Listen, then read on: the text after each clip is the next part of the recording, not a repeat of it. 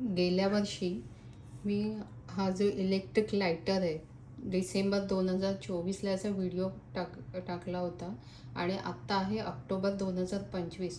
तर हा जो लायटर आहे ना, हा अजूनही बघा व्यवस्थित चालतो आहे. इथे तुम्हाला पुढे लाईट दिसत असेल. हां, तर इथे या लायटरला ना, इथे हे जे आहे ते लेड बॅटरीज इंडिकेटर आहे. हे ऑन करायचं, मग इथे ब्ल्यू कलरचे हे 4 लाईट्स दिसतात, म्हणजे तुमचं चार्जिंग किती आहे हे दाखवतं.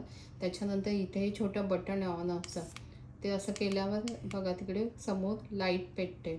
आणि त्याच्यानंतर इथे जे आहे ना, हे पोर्ट आहे, USB कॉर्ड हे करायचं. हा त्याचा USB कॉर्ड आहे आणि तिथे ते लावायचं आहे. म्हणजे आपण जसं मोबाईल कसं चार्ज करतो तसं आपल्याला चार्ज करायचं आहे.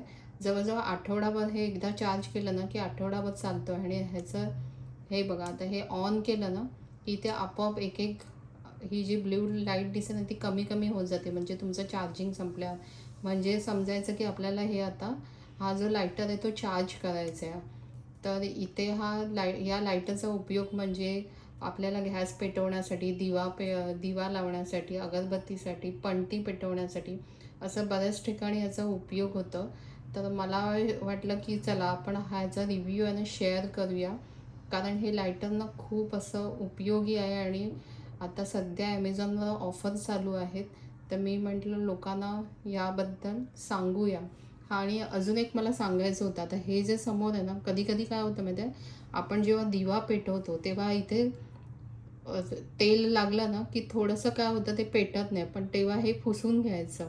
इथे असं पुसून घेतलं ना की आपोआप ते, आता मी हे ऑन करते, हे बघा पेटतं. कळलं. कधी कधी असं तुम्हाला वाटेल हे लायटर खराब झालं, तर खराब झालेलं नाही आहे. इथे काय लागलं तेल वगैरे तर ते पुसून घ्यायचं आणि मग हे ऑन ऑफ करायचं. तर माझ्या तर्फे या लायटरला थम्सअप आहे, तुम्ही बिंदास घेऊ शकता.